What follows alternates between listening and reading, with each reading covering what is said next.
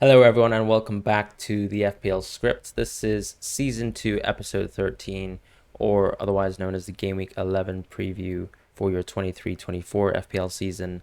I'm your co-host, Fran, or FPL Fran, on other social media platforms, alongside my co-host, JD, or Schadenfreudist, with a 1 on X.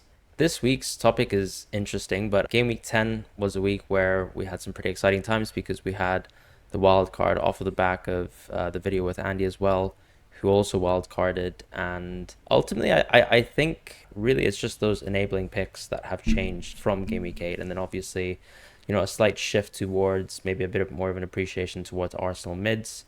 But actually, I think some people also showed a little bit of hesitancy to let go of, let's say, players like Madison and Son on those wild cards, and that's sort of shown through as well. As far as my game week, I had 76 points, a decent game week where I got a bit of cash jam, did not get the jam from Poro due to the IU's handball goal, and fortunately did not get completely destroyed by Brian Mbumo again because Diaby managed to sort of match his heroics. Salah captaincy didn't go probably as well as we would have planned, and of course, at least because I'm in a sort of Salah and Haaland structure, the week ended up being rather well, even though all my sort of ancillary picks were awful. Yeah, I think after the video we did with Andy, I was almost afraid that I'm wildcarding out of a good team, and there's always a sense of fear. I think when we wildcard that we are getting rid of good players and getting players in their place who would not perform as well. Obviously, the fixtures and expected value was always there. So glad to see that my wildcard got off to a good start. So I ended up with 79 points, and I'm now in the top 25k, which doesn't mean anything right now because everything is so tight, the margins that is. So hopefully we can continue, the both of us. I think we've had excellent starts to the season, and from a expected value perspective, we only hope that it gets better from here on. For my wild card, I think as similar to yours, I think Diaby was the one good thing that happened.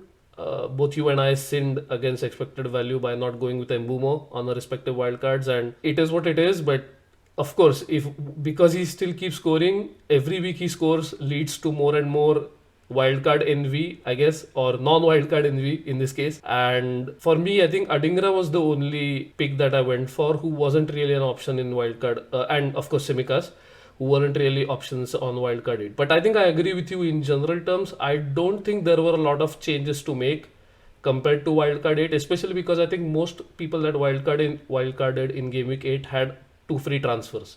So for example, you did Saka and Gabriel in, which made your team that much more similar to mine. Yeah. And we ended up with a very similar team structure and not a lot of differences. I think the key difference was Simikas. I think that was the only key difference between our teams, because I think Gordon blanked for your team and Adingra blanked for mine. So that's that. And of course, I got a mega auto sub from Burn for Gabriel, which was worth a fat 0 points.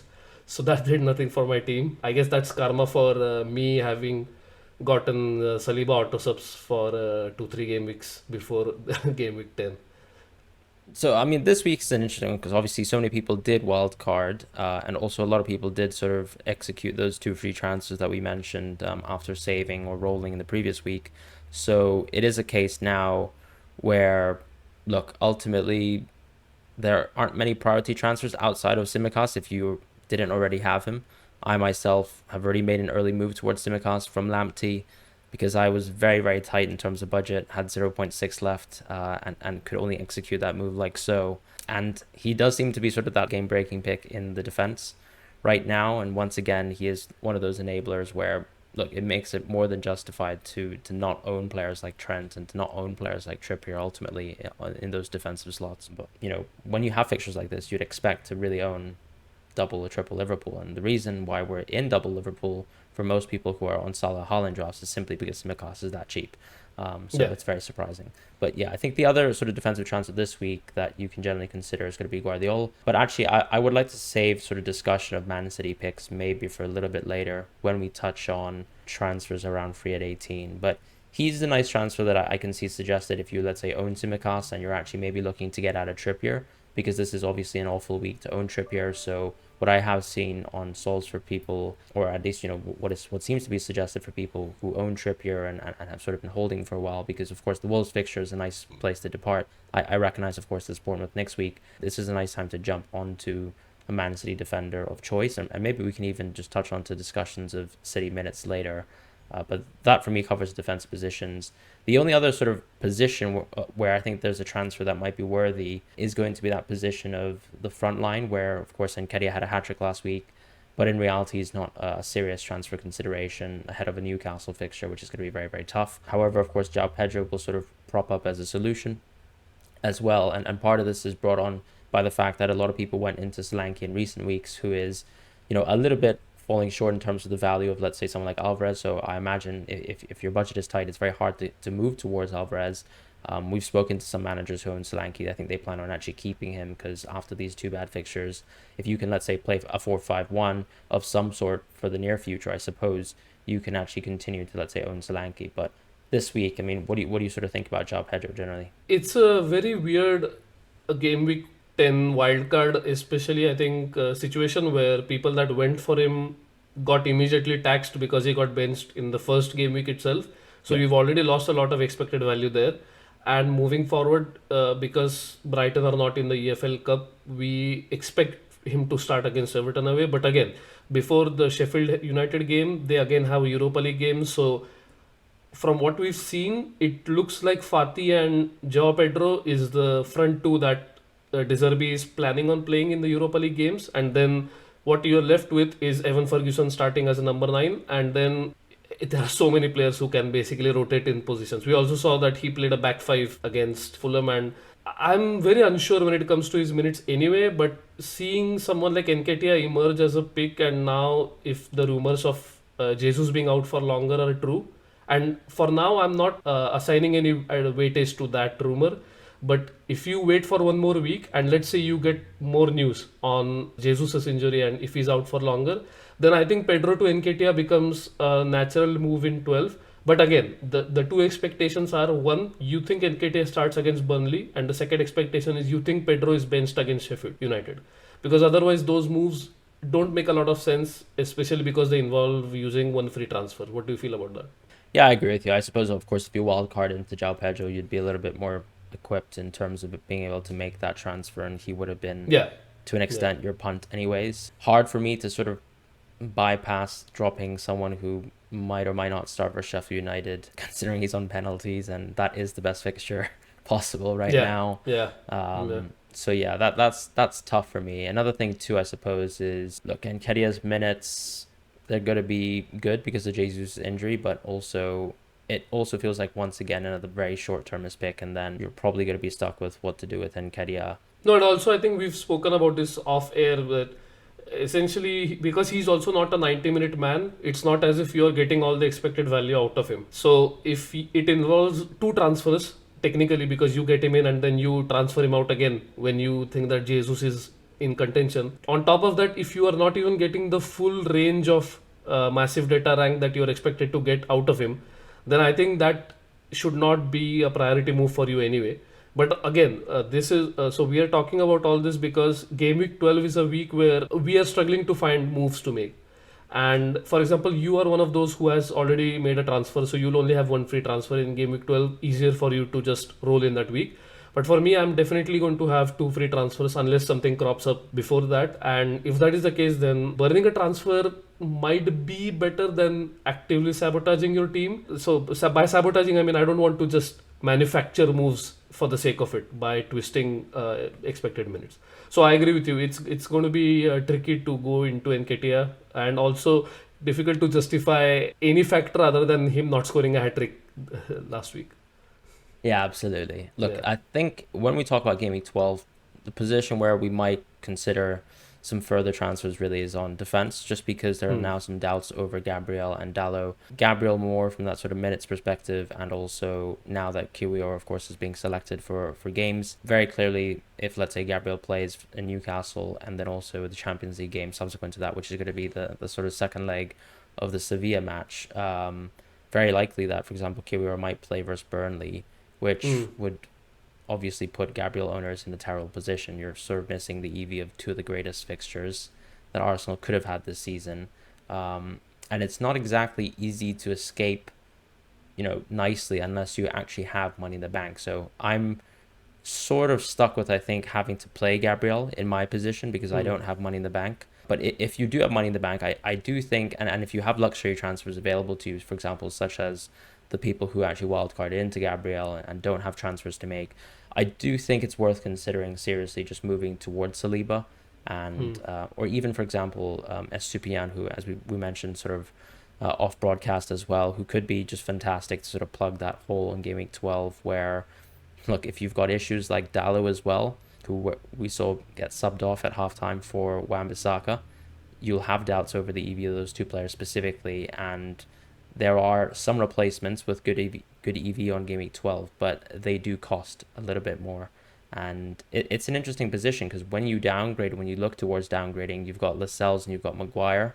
In theory, they have good games. Bournemouth away for Newcastle. I think intuitively, of course, we say away games are tough, but it is Bournemouth at the end of the day, a team that have actually been rather toothless despite sort of the narratives of Iraola coming in.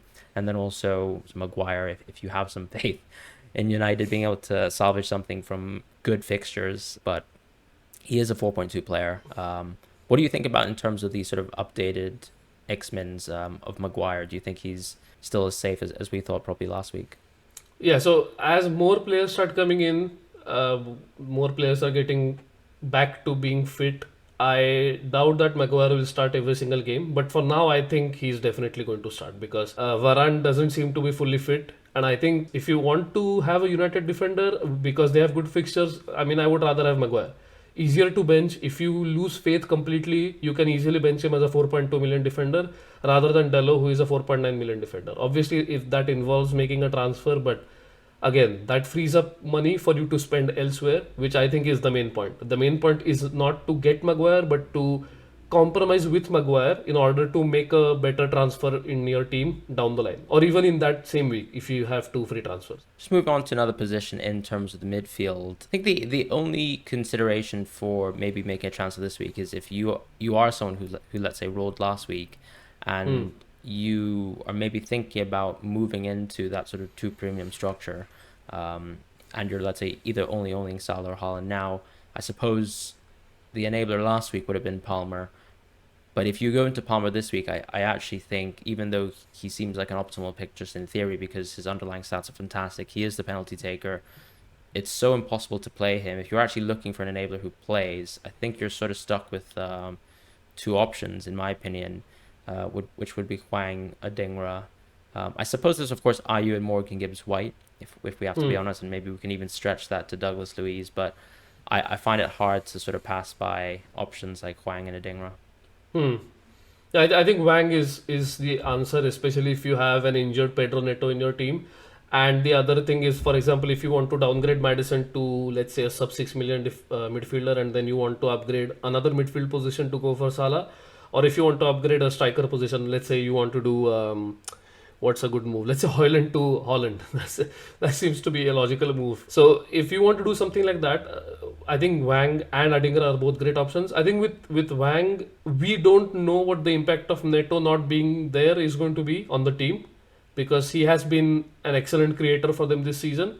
But again, Hwang's expected value regardless is pretty high. And even at 75 minutes, his expected value is close to 5 for this game week, which is kind of insane if you look at how he's priced in the game. So if I were to prioritize, I think I would go number one for Hwang. But again, there's a difference in price between Hwang and Adingra. So if you want even more money out of that position, then I would definitely go Adingra, because for the foreseeable future, I don't see him not starting, because there are a lot of positions and there are a lot of players in Brighton to play in those attacking positions, but I don't think a lot of them play right wing, and I think Adingra has kind of got that lock on the right wing.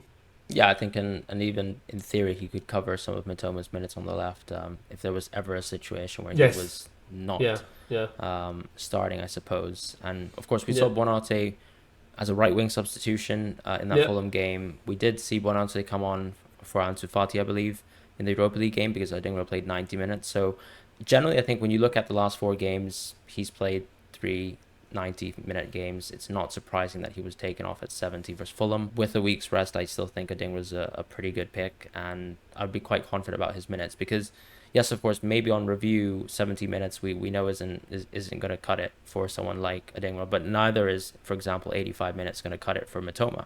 So Yeah, if you're someone yeah. who's, let's say, minded towards some of these Brighton attackers, then there are other models which would support, for example, Adingra being a great pick on 70 minutes. Even, for example, if you just slide market a little bit, you'll see Yeah, Adingra yeah. looks ludicrous still. So yeah, I think for me, those are the two picks. But it is a matter of time, I suppose, to before we go back into Palmer. Although it would be interesting to see, of course, when Nkunku comes back, how that impacts Palmer's minutes. I'm not really too concerned about penalties. I think Nkunku hasn't taken a penalty for Chelsea yet, so no need to sort of jump the gun in terms of thinking that Palmer will lose pens. But yeah, that's something just No, to but keep in mind. I don't. I mean, I think you said it in the previous spot that even before we knew that he was on penalties, his expected value was quite good. So Exactly. it's Yeah, not that's the thing. dependent on penalties anyway. And once the fixtures turn, so I see the argument in him being benched, and I think that is a legitimate fear once everyone is back fit. I'm talking about when Nkunku is back fit, obviously, because I think he is far better than any of their attackers right now.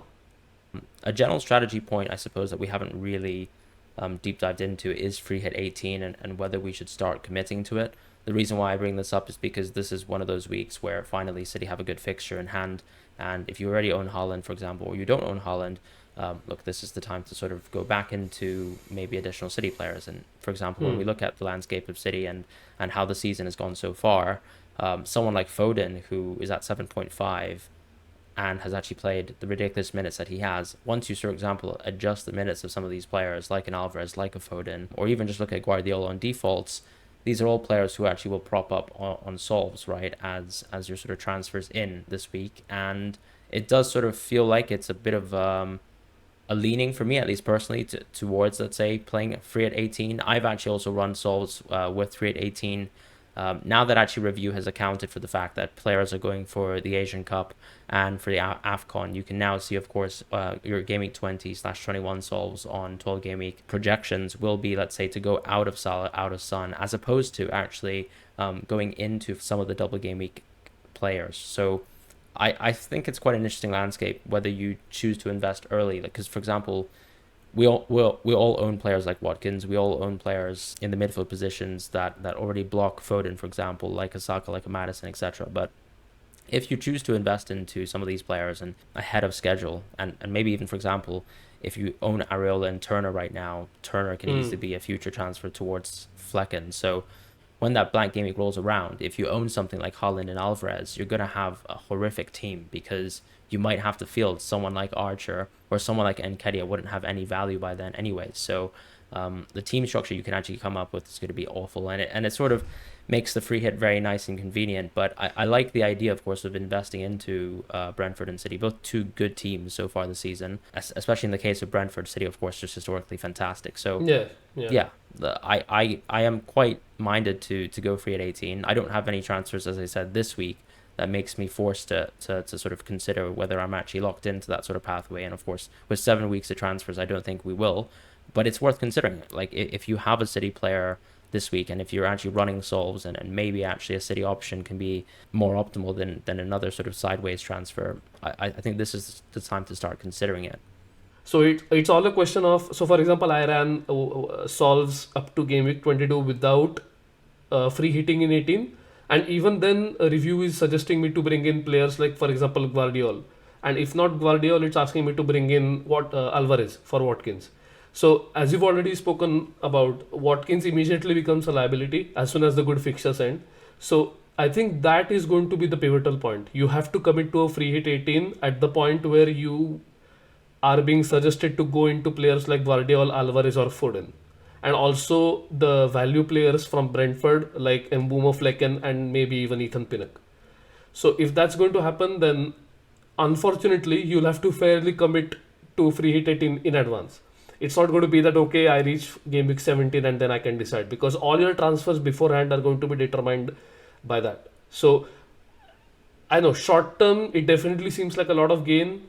What are the ramifications of playing free hit 18? We won't know until we reach the other blank game week, the other big blank game week, I should say. And for now, I'm leaning towards free hit 18. I think you are as well. You are, I think, more bullish on free hit 18 than me right now because I've just wildcarded and I'm thinking that maybe my team is robust enough. But if that is the case, then I'm going to give up on a lot of expected value in the short term because I will not have both Guardiola and Alvarez in my team.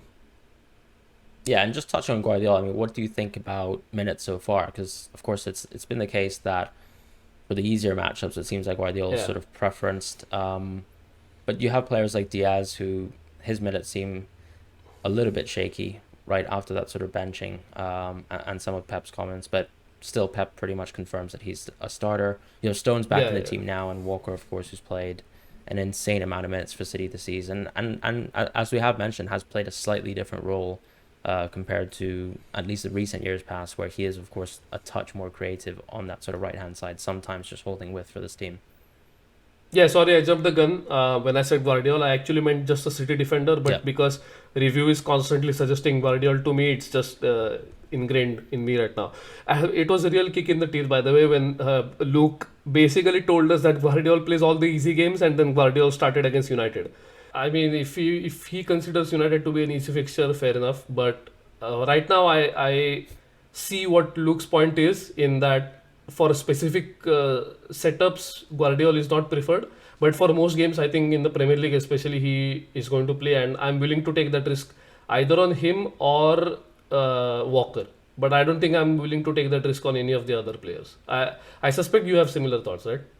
yeah, makes sense. I think obviously I'll just follow what goes on with Stones, and whether he Yeah, takes a few more minutes yeah. away from Walker eventually, and how those impacts are. Because it seems like we've seen Stones in the midfield. We've also seen Stones center back so far, so he could be quite flexible. But the last Yeah, topic of this sorry. week, sorry, go on. One last thing that I wanted to mention is because you already spoke about Son going away for Asia Cup as well. Yeah, I think because Spurs have a good fixture in free hit or game week 18, it would make more sense. So, for example, if you wanted to go out of Son but then also have him for that one game week, you could also do that. And then that saves you a transfer later down the line. You don't have to worry about Son. That just occurred to me right now, and that could also play into my thought process moving ahead because, as you said, I don't need to commit this week, but if I were to commit, let's say, week after or in game week 13, then this will definitely be on my mind when I do that. Yeah. all right, makes sense. And last Yeah. topic this week would be captaincy.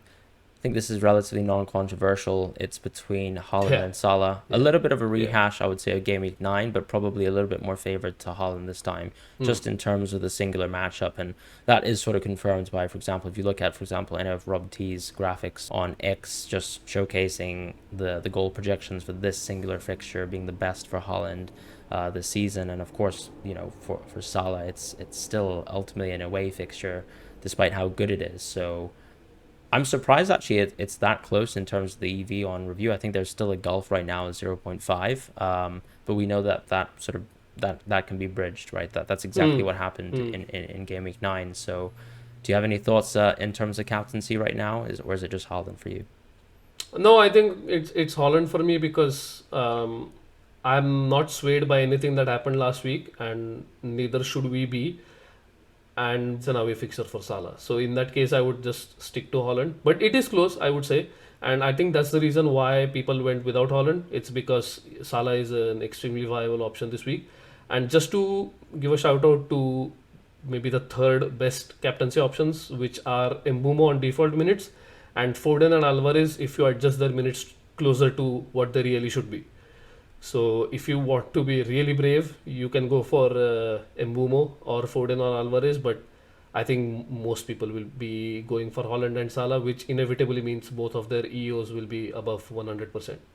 Yeah, in which case, obviously, with our sort of draft structures, it's Holland or bust, as Yeah, it is, as it feels yeah. versus no Hollanders, anyways, because that's sort of the crowd we are also engaged in right now, right? Definitely going to be captaining Holland myself, and hopefully looking forward to as close to a blank as possible from Salah. Yeah, absolutely.